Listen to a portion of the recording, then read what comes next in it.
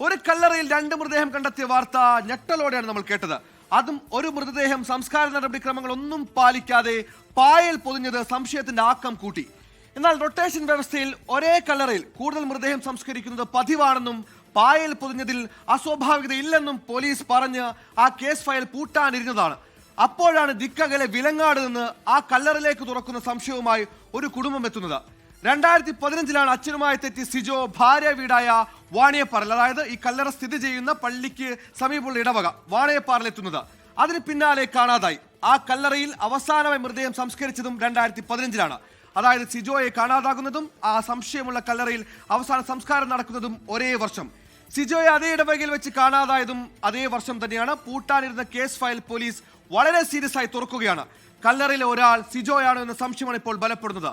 കല്ലറയുള്ള പള്ളിയിലെ കൈപ്പണിക്കാരനെ സിജോയുടെ ഭാര്യ സഹോദരനെ പോലീസ് ചോദ്യം ചെയ്തു. കല്ലറയിൽ അജ്ഞാത മൃതദേഹമെന്ന പള്ളി കമ്മിറ്റിയുടെ പരാതിയിൽ പോലീസ് കേസെടുത്ത് അന്വേഷണം തുടങ്ങിയിട്ടുണ്ട്. കല്ലറയിലെ ദുരൂഹത നീങ്ങുമോ?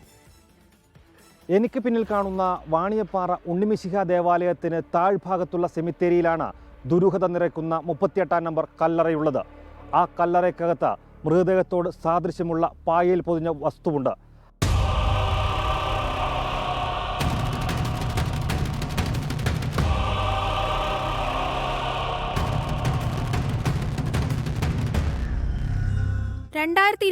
ജൂൺ ഇരിട്ടി വാണിയപ്പാറയിലെ ഇൻഫന്റ് ജീസസ് ചർച്ച് സെമിത്തേരിയിൽ 38 നമ്പർ കല്ലറയിൽ നേരത്തെ അടക്കം ചെയ്ത ശവപ്പെട്ടിക്കൊപ്പം പായയിൽ പൊതിഞ്ഞ മറ്റൊരു മൃതദേഹം.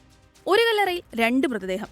ക്രിസ്തീയ ആചാരപ്രകാരം ഒരിക്കലും ഇങ്ങനെ 2 മൃതദേഹം ഒരു കല്ലറയിൽ വരില്ല. നാട്ടിൽ ചർച്ചയായി. ഉടൻ പോലീസിനെ അറിയിച്ചു. കണ്ട പാതി കാണാത്ത പാതി, അതിലൊരു പ്രശ്നവുമില്ലെന്ന് പോലീസ് വിധിയെഴുതി. റൊട്ടേഷൻ വ്യവസ്ഥയിൽ കല്ലറയിൽ മൃതദേഹം സംസ്കരിക്കാറുണ്ട്. അങ്ങനെ സംഭവിച്ചതാണ്. 2006 2015 മൃതദേഹം അടക്കം ചെയ്തിരുന്നു. 2015 ജെയിംസ് എന്നയാളുടെ മൃതദേഹം പോസ്റ്റ്മോർട്ടത്തിന് ശേഷം പായയിൽ പൊതിഞ്ഞാണ് എത്തിച്ചതെന്ന നിഗമനത്തിൽ എല്ലാം ശുഭമെന്ന് കരുതി അവസാനിപ്പിക്കാനിരുന്നതാണ്. അതിനിടയിലാണ് കണ്ണൂർ വാണിയപ്പാറയിൽ നിന്ന് ദിക്കകലെ കോഴിക്കോട് വിലങ്ങൂരിലെ തിരോധാനത്തിന്റെ ലിങ്ക് കല്ലറയിലെ ദുരൂഹതയിലേക്ക് ചേർത്ത് വായിക്കപ്പെട്ടത്. വിലങ്ങൂരിൽ സിജോ ആരായിരുന്നു? എന്തായിരുന്നു?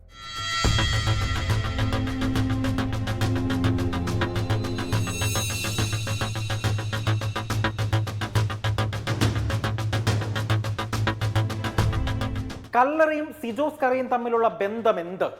അതറിയണമെന്നുണ്ടെങ്കിൽ 2014 നമ്മളൊരു യാത്ര പോവുകയാണ്. 2014 നവംബർ മാസം, കൃത്യമായി പറഞ്ഞാൽ നവംബർ മാസത്തിലാണ് സിജോസ്കറിയ വെലങ്ങാടുള്ള തൻ്റെ വീട്ടിൽ നിന്നും പിതാവുമായി വാക്കുതർക്കത്തിൽ ഏർപ്പെടുകയും അന്ന് ഭാര്യയും മകനെയും കൂട്ടി കണ്ണൂരിലേക്ക് പുറപ്പെടുന്നത്. കണ്ണൂർ വാണിയമ്പാറയിലേക്കാണ് സിജോയും ഭാര്യയും എത്തിയത്. അതായത് സിജോയുടെ ഭാര്യ വീട്ടിൽ.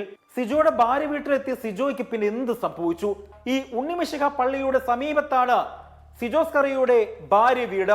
അന്ന് വാക്കുതർക്കമുണ്ടായി, അടിപിടി ഉണ്ടായതെന്നൊക്കെ പറയപ്പെടുന്നു. സംഭവത്തിന്റെ നിജസ്ഥിതി പുറത്തു കൊണ്ടുവരണമെന്ന് ആവശ്യപ്പെട്ട് സിജോസ്കറിയയുടെ അമ്മയും മറ്റു ബന്ധുക്കളും സംസ്ഥാന പോലീസ് മേധാവിക്കും ആഭ്യന്തരമന്ത്രിക്കും മുഖ്യമന്ത്രിക്കും അടക്കം പരാതി നൽകി.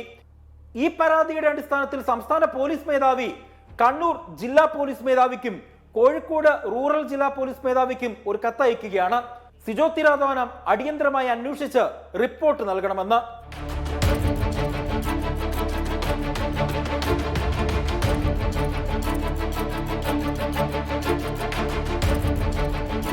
കല്ലറയ്ക്കുള്ളിൽ സിജോസ്കറിയയുടെ മൃതദേഹം തന്നെയാണോ?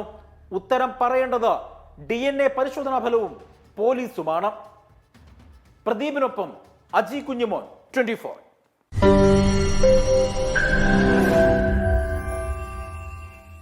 ലോകത്തെവിടെയായാലും ഏത് സമയത്തും 24 വാർത്തകളും ഓഗ്മെന്റഡ് റിയാലിറ്റി പാക്കേജുകളും എക്സ്പ്ലെയിനറുകളും വിശദമായി കാണാൻ ഞങ്ങളുടെ യൂട്യൂബ് ചാനൽ നിങ്ങൾക്ക് സബ്സ്ക്രൈബ് ചെയ്യാം.